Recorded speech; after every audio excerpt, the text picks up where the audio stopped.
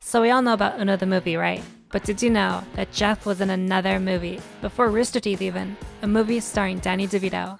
Geoff was in the 1994 movie Renaissance Man, which was a comedy where Danny DeVito played a broke and unemployed advertising agent who's forced to teach a bunch of idiots at an army base how to not be idiots. Geoff wasn't one of the idiots, unfortunately. That would have made the movie for me. He was actually an extra. He was 18 years old at the time, and the movie was shot at his basic training base when he was in the army. So I watched the whole movie just to try to find Geoff, but I couldn't find a clear shot of him. He did say he was an extra, so it's unlikely that we'd actually see him, but I'm pretty sure it's this scene. Geoff said that it was a physical test scene that took place in the early morning, and this scene takes place at 4 a.m. And Geoff complained about gym mats, and in this scene, some of the trainees had mats with them. So I think it's this one, or maybe this one, but I mean, who knows? He could be this guy, or he could be that guy, but let us know in the comments if you can spot him. So the Core Pirate, remember this guy, Geoff's wrestling character that showed up in X-Ray and Vav? Did you know that this guy was based on a real dude? Back when the Rooster Teeth crew worked downtown, there was a coffee shop that they would go to. And so often, this old dude would come in dressed in a full suit, wearing an eye patch. And they thought it looked really funny that this dude was so formal and business looking, but he had an eye patch just like a pirate. So they jokingly called him the Core Pirate. So when Geoff was making his wrestler in the WWE Let's Play, he saw that you could use an eye patch, immediately thought of that old dude, and was like, oh, I'll make him. And that's how the Core Pirate, as we know him, was born. On the topic of young Geoff, Geoff's been getting tattoos for a while, but what was his first one? All the way back in 1994, an 18-year-old Geoff drove down to Austin to get his first tattoo, and he knew exactly what he wanted, a black flag tattoo on his arm. So, being the really young and naive guy that he was, he found a tattoo parlor that wasn't really a tattoo parlor. It was actually a sex shop. And the tattoo studio wasn't a studio, it was the bathroom, where Geoff had to sit on a toilet. Then Bobby, the tattoo artist being in air quotes, was shaking so much that he could barely hold the tattoo machine still. And he tattooed the outline of the Black Flag logo really terribly and said, well, I'm out of ink, so get out of here. And since Geoff was really young and scared and excited, he was like, okay, I guess that's how tattoos work. Then later on, Geoff came back only to find the place had closed down, and Bobby was nowhere to be found. But despite this, Geoff said that even though it's the worst tattoo he has, he still loves it because it reminds him of what it was like to be that young. Another little fun fact from Geoff's past. You know how Geoff had a ton of different names? Fink, Wright, Ramsey, Paul, Laser. What's the story behind all these names? Well, Geoff was born Jeffrey Wright, but his mother remarried a bunch of times, so he had changed his last name. And his most recent last name before Ramsey was Fink, which is why sometimes you'll see stuff that says Geoff Fink on it. However, there was one man he considered his father, the man who raised him, and this man had the last name Ramsey. So, as a testament to Geoff's close relationship with him, and because his health was failing, Geoff changed his last name to Ramsey so that the Ramsey name would get passed down. So, it was a nice moment between father and son. And since Geoff was already changing his last name, he was able to change his middle name at no extra cost. So, he changed his middle name from Paul to Laser, making him Jeffrey Laser Ramsey. So, you may be asking, why did Geoff spell laser with a Z instead of an S? Well, it's because Geoff liked American Gladiators and thought laser with a Z gave off that vibe.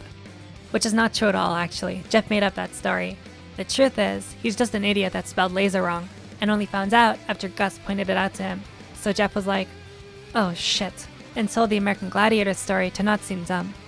When you think of Geoff's hobbies, what do you think of? Gems of War, biking, sports cards, dick in the butt, but here's something you may not know that Geoff likes. Sewing. Geoff's super into sewing. Didn't expect this one if I'm being honest. But the reason why is Geoff grew up poor and was also into punk, so he would do things like sew patches onto his clothes. And this crossed over into being a parent, because Millie would do this thing where she'd collect patches for her jacket, then ask her dad to sew them on for her. Aw, I'm happy about that.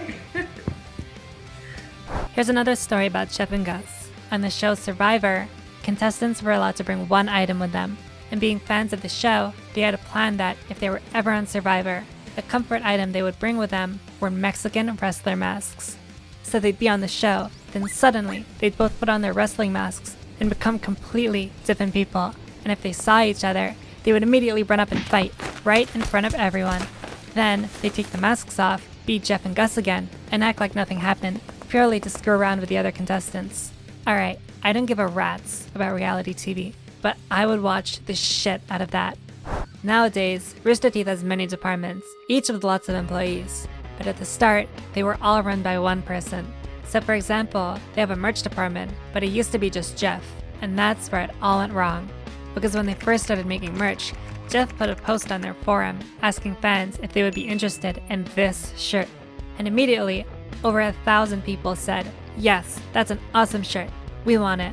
And Geoff was like, "Holy crap, this shirt is gonna sell like crazy." So the same day, Geoff ordered 2,000 shirts, made the store, and happily started selling them. And he was like, "So many people said they wanted the shirt, we're gonna sell so many." But what they didn't know at the time was the difference between people saying that they wanted something versus them actually buying it. So when Geoff put the 2,000 shirts for sale, they sold a whopping 150. So now, Geoff was stuck with almost 2,000 shirts, wondering what the hell to do with them. And Geoff was heartbroken and was like, "I thought people liked the shirt." Jesus, poor Geoff. It's really sad. Speaking of Geoff being a disappointment, the first time he ever disappointed his mother was when he was born. Because before Geoff was born, his parents were expecting a girl, and they were planning on using the name Amanda Jean, and they had dresses and all the stereotypical baby girl stuff prepared. So when Geoff plopped out, they were like, "Oh." But they still made him wear the girl's clothes, and it was like that for about a year of his life. But for real though, Geoff honestly doesn't look bad in a dress. Now, Geoff may have many dumb moments, but he did learn at least one thing from working at Rooster Teeth. Because all the way back in the early years, Geoff and Bernie were working on an episode of Red vs. Blue together, and Bernie had come up with a really funny joke that they both loved, but they were having a hard time fitting it into the episode. So they kept trying and trying, rewriting and re-editing to try to fit the joke in. But eventually Bernie said, "You know what, screw it, let's just cut the joke." But Geoff was like, wait, you want to cut it? It's a really funny joke." And Bernie responded, "We gotta put the episode out, and we're just wasting time trying to shove it in here." And Geoff was like, "But it's a really funny joke that you wrote, so we gotta put it in." To which Bernie responded back saying, "You think I'm never gonna write another funny joke again?" And Geoff was like, "No, of course not, you're gonna write another joke." And Bernie said, "Exactly, so it's okay to cut this one, because there'll be more chances to write jokes in the future." And what Bernie said stuck with him, even until now. Because Geoff learned that if a joke or a line just doesn't work, it's okay to cut it. Just because you wrote something doesn't mean you have to fit it in, because there'll be other opportunities later. And then when Fiona joined, Geoff told her this story and imparted this knowledge down to her. So it's interesting to see how lessons like this get passed down the generations of Rooster Teeth. Alright, I've saved the craziest one for last. This is probably the most insane story I've ever heard about Geoff. You ready? Alright. When Geoff was in the army, he was involved in a training accident, a really dangerous training accident that could have gotten people killed. No, Geoff didn't cause the accident, which is what you'd totally expect, but he did something probably equally as insane. Because one day, Geoff was with this reporter who was in the army with him, and they were on top of a Bradley, which is an armored vehicle used in the military. And when they were on top of it, another group of soldiers accidentally shot burning white phosphorus at them. White phosphorus is this extremely toxic and flammable material used in bombs, and when it explodes, it lights everything on fire, and if absorbed, can cause organ failure. Real dangerous stuff. And this was shot at Geoff and the reporter on accident. So Geoff, being the gentleman, shoved the reporter out of the way and jumped into the Bradley for safety, leaving her out there exposed. Now, according to Geoff, she was fine, but also, Geoff didn't like her, so maybe that had something to do with it. And a short aside from this story, this reporter's husband was even more insane than Geoff, because one time he got drunk and called the White House, and he said that he was going to kill the president. Then he got a call back from Secret Service, warning him saying, "Sir, you don't want to do this." Which has got to be the most terrifying phone call you can get. But the guy was like, "Pfft," and doubled down on his threat. And within an hour, people busted through his door and arrested him, and he went to prison. Which is why the reporter joined the army, to get a job since her husband was in prison. And, according to Geoff, she banged every dude in the army to get back at her shitty husband. So, lots of interesting people in this story. So those were 10 facts about Geoff Ramsey.